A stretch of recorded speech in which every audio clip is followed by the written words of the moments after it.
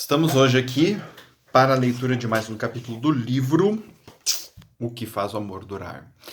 Muito bem, hoje então nós vamos começar com o primeiro capítulo, que é avaliando a sua métrica de confiança, certo? Muito bem, então eu vou ler algumas coisas aqui e vou explicando o que o Gottman diz, o que ele entende por a métrica de confiança dentro de um relacionamento, certo?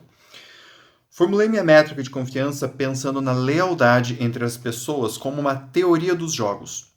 Teoria dos jogos é um ramo da matemática que se aprofunda em aspectos da confiança, mas cujos objetivos iniciais não tinham a ver com salvar relacionamentos. Ela foi popular durante a Guerra Fria, quando analistas achavam que averiguar o processo de tomada de decisões daria uma previsão mais exata do comportamento dos grupos ou nações hostis durante os confrontos. A teoria dos jogos é baseada nos cálculos elaborados pelos doutores John von Neumann e Oscar Morgenstern em seu livro Theory of Games and Economic Behavior. Okay? Então, olha só que bonito isso. Eu sempre gosto de fazer uma pausa neste momento e falar que um dos maiores pesquisadores no mundo hoje sobre relacionamentos usa matemática nas relações. E aí as pessoas me perguntam, mas para que serve matemática na psicologia? Para muita coisa, tá? Obviamente estou fazendo a defesa da matemática que eu amo de paixão, embora não consiga muito tempo para estudar ela, mas eu amo ela de paixão. Shakespeare afirmou que o mundo é um palco.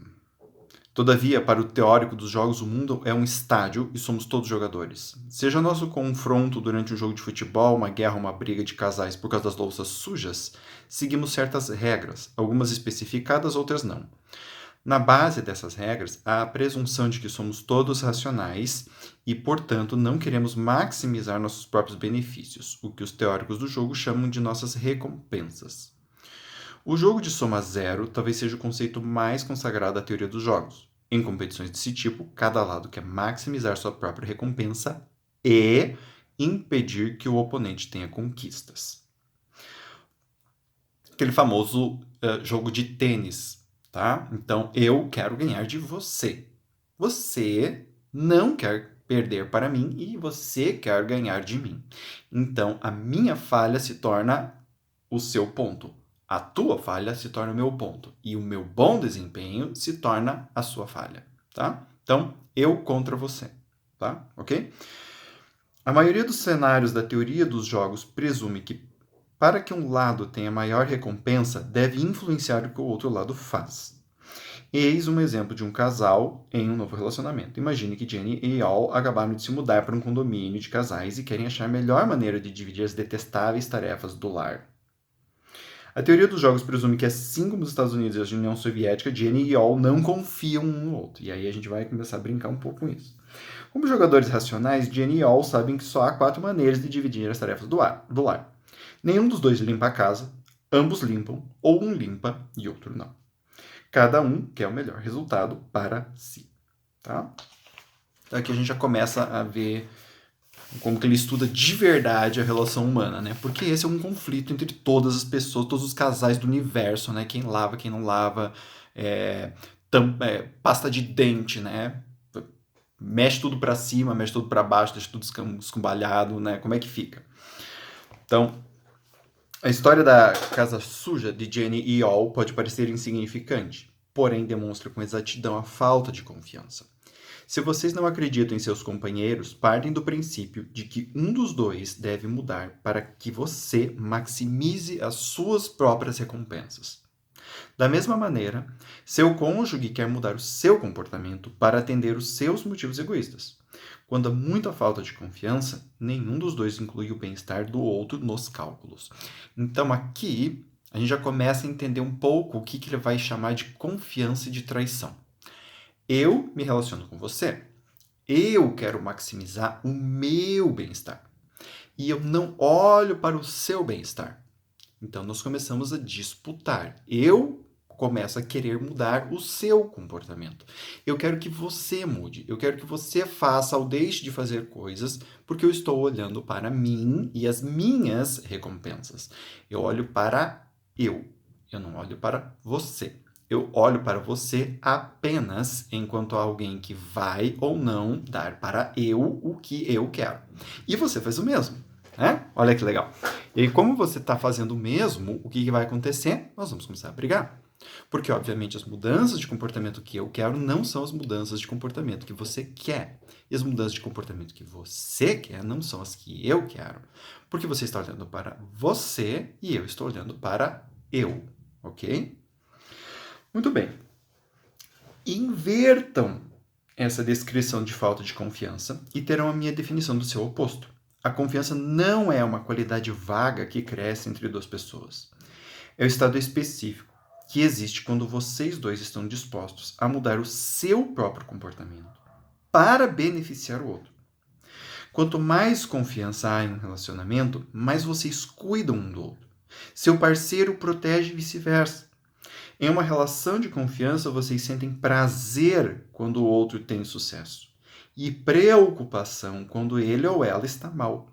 Não há como ficar feliz se suas recompensas machucam quem amam. Ok? Então, aqui a gente já tem muito conteúdo para muitas sessões de terapia, para a terapia inteira de um determinado casal, tá? Então, o que ele está falando aqui? Eu quero mudar o meu comportamento. Eu não espero você me mandar.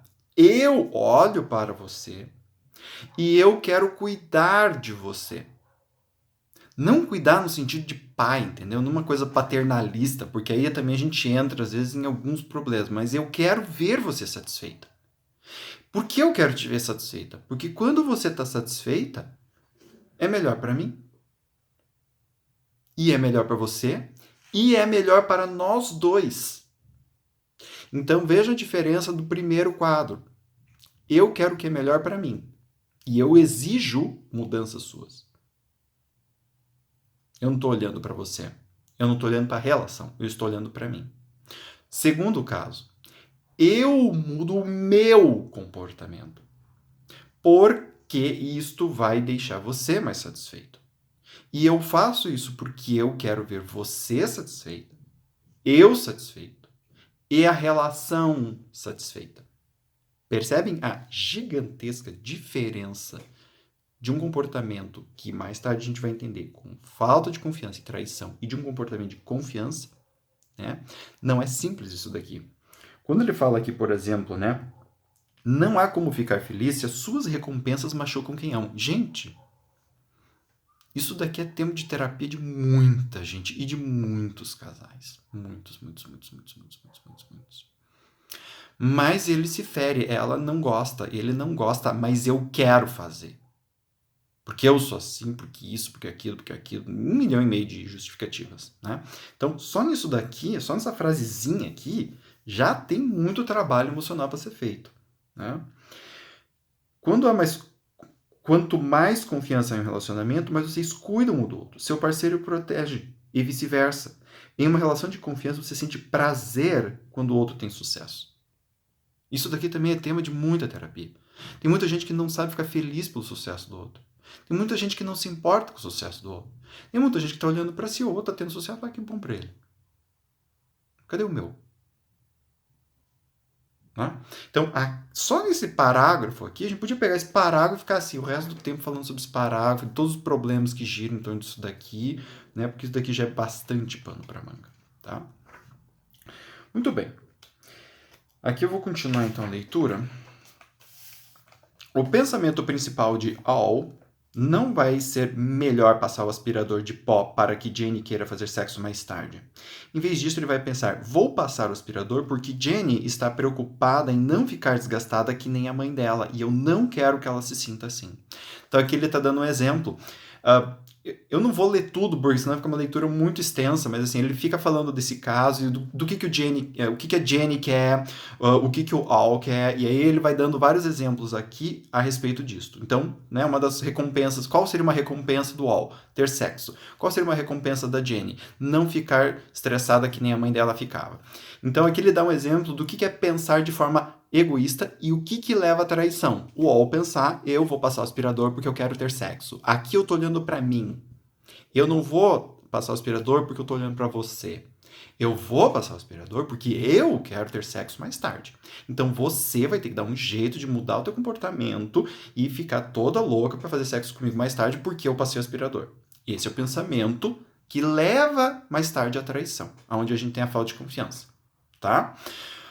O outro pensamento, eu vou passar no aspirador porque eu sei que isso é bom para você, porque você me disse que quer não se sentir tão sobrecarregada que nem a sua mãe. Então eu passo o aspirador para fazer você se sentir bem. Ponto. Aqui, cadê o sexo que o Al queria? Não tem aqui. Eu não estou olhando para eu. Eu estou olhando para eu querer que você fique bem. Você está bem? Ótimo, eu estou feliz com isso. E eu sei que a relação nossa ganha com isto. Percebe? Então aqui é algo bem diferente, bem mais interessante, bem mais circular. Okay? Na teoria dos jogos, a decisão do casal de limpar a casa juntos é uma encenação do equilíbrio de Nash. Né? Então aqui ele vai falar o que significa isso, o que é o equilíbrio de Nash. Tá? Em todos os experimentos, eu gravava as palavras e a linguagem corporal dos cônjuges enquanto estavam em conflitos. Isso me fornecia uma imagem clara de como cada um agia quando discordava. E também reunia os dados sobre como eles reagiam ao outro, graças a um equipamento de rediscagem de vídeo, que daí ele cita lá. Tem aqui também uma coisa que eu queria falar para vocês dos trabalhos do Robert Levinson e Laura Cartzen, que é parte do trabalho do John Gottman. Então, esses dois autores, esses dois pesquisadores também fazem parte disso daqui. Eu queria que vocês conhecessem, tá? E aqui, para fazer com que essa enorme quantidade de dados fossem manejáveis, reuni todas as respostas dos casais em 3 caixas que classifiquei, como caixa má, mediana e magnífica. A má tinha todos os comportamentos negativos. Demonstração de raiva, crítica, beligerância, implicância, defensivas, tristeza, decepção, medo, tensão, reclamação, nojo, enrolação e desprezo. A caixa magnífica abrigava emoções e comportamentos positivos, como interesse, deleite, humor, risadas, animação, alegria, validação e empatia. O restante, as reações apáticas, que não são nem tão positivas, nem negativas, nem positivas, coloquei na caixa mediana. Se eu falasse para os casais em qual caixa coloquei o comportamento deles, talvez discordassem de algumas das minhas decisões. Entretanto, suas opiniões não teriam me desvirtuado, porque classifiquei suas palavras e linguagem corporal usando o que os psicólogos de pesquisa chamam de sistema de codificação baseado na observação. Então aqui ele está falando o que é uma caixa, o que é a outra, como ele chegou a isso, e vamos tentar entender por que isso serve, tá? Então, essas respostas revelaram que um casal sincronizado com um relacionamento de alta confiança. Suas recompensas dependiam do que o outro estava sentindo. Faziam avaliações baixas quando o cônjuge parecia triste ou chateado, independentemente de como eles se sentiam, tá? Quando os casais em meus estudos tinham problemas para confiar no outro, os resultados eram diferentes. Vi momentos frequentes em que um companheiro ficava mal ou não esboçava reações diante da alegria do outro. Em vez de ficarem na caixa má juntos, havia pouca interdependência em suas reações. O que concluímos com toda esta análise é que os casais felizes nos meus estudos passaram mais tempo se comportando de maneiras magníficas e medianas combinadas, que lhes davam maior recompensa em menos tempo na caixa má ou má mediana, que ofereciam a cada um deles o mínimo. Em outras palavras, as classificações de ambos eram mais elevadas nos momentos em que as palavras e a linguagem corporal do cônjuge indicavam uma emoção positiva. Então, o que ele está querendo dizer aqui para a gente? Que nem sempre numa discussão todo mundo vai ficar bem o tempo todo. E que isso não é o importante. O importante é, você tá na caixa má, você tá chateada comigo, como eu reajo? A minha reação é visando o meu bem-estar, então eu quero que você saia logo porque eu quero parar de me sentir bem, que eu quero voltar a me sentir bem logo. Ou quando eu percebo que você está na caixa má, eu reajo de uma forma a tentar entender o que está acontecendo e fazer algo importante para você e para a relação. Aqui nós temos a construção da confiança. Quando eu estou olhando apenas para o meu bem-estar e apenas sempre para o meu bem-estar, aqui eu começo a prejudicar a relação. Aqui eu começo a quebrar a confiança. Porque aqui o outro começa a perceber que o outro não está aí para ele e para a relação. E não tem como ter amor no meio disso tudo. Não tem como ter confiança no meio disso tudo. Ok? Muito bem. Depois de formular a métrica da confiança, prossegui para mais 2 medições relacionadas que também previam o nível da felicidade do relacionamento. A primeira mede a confiabilidade de cada parceiro.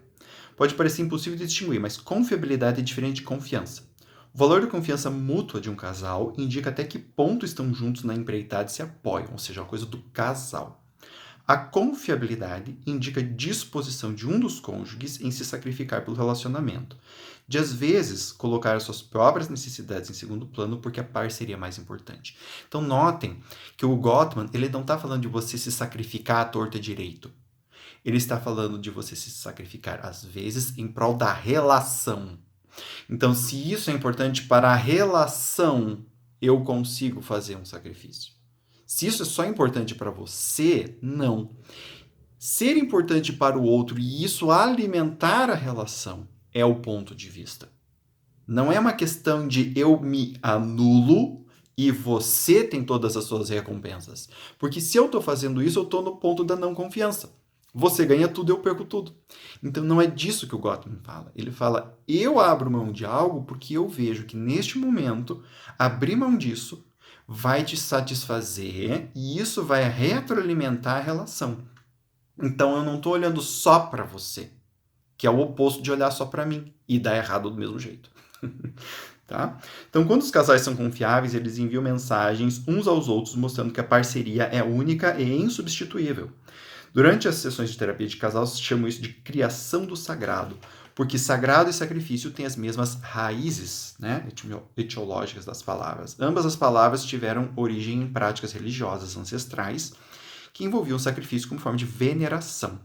Em um relacionamento de longo prazo, onde há compromisso, o sacrifício demanda que os dois membros concordem em dar prioridade ao romance em detrimento de outros objetivos e sonhos. Então, nós dois estamos juntos aqui. Então, eu não estou olhando só para mim, não estou olhando só para você, eu estou olhando para isso que estamos criando junto. Então, algo que às vezes só eu quero e que prejudica esse nosso querer, eu consigo abrir mão porque eu olho para esse nosso querer que também é algo que eu quero. Então não é abrir mão, não é se anular, vocês percebem? Eu sempre gosto de frisar esse ponto, não é se anular. É diferente de se anular. Porque se eu me anulo, eu abro mão de algo que eu quero por causa que você quer isso. E não é disso que estamos falando aqui. Eu estou abrindo mão de algo que só eu quero, porque se nós dois quisermos nos manter juntos, é mais interessante este nós que também é um desejo meu. Né? Então é abrir mão de um desejo pelo outro. Tá? E que nem eu falei no vídeo passado, o Gottman não é cego no sentido de achar que todo mundo tem que fazer isso o tempo todo. Ou seja, mais tarde vão ter aqui avaliações também de se está valendo a pena eu me sacrificar pelo nós. Tá? Então, é sempre essa questão, gente. Aqui a gente não tem fantasia, não. E o próprio Gottman tem depois, mais pro final do livro, várias situações que ele fala assim, olha, se isso está acontecendo, né, se separa, porque desse caldo aí não vai entornar. Né? Então, para terminar aqui essa parte, também pude computar uma métrica da traição, que calcula o quanto cada cônjuge está indisposto a se sacrificar pelo outro e pelo relacionamento. Se a medição de traição de um casal é elevada de forma consistente, ele corre um risco grande de infidelidade ou outra forma séria de deslealdade.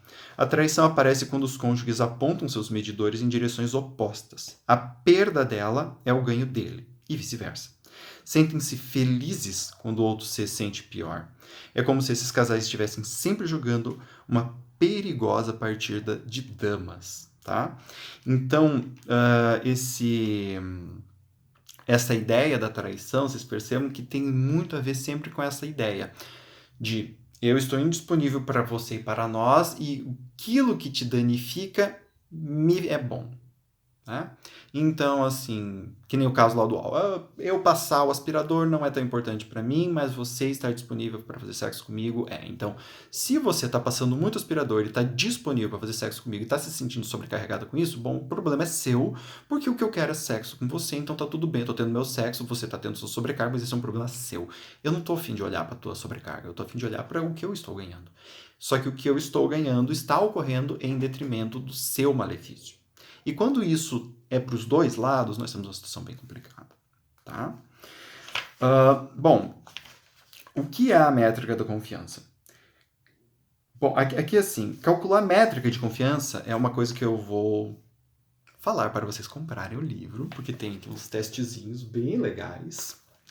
E vocês fazerem isso junto com o seu parceiro, tá? Que é um negócio bem legal e que só isso daqui já é muito terapêutico para muita gente, tá? Então assim, gente, esse foi o capítulo 1. Espero que vocês tenham gostado. Espero vocês nos próximos capítulos. Beijo e até o próximo.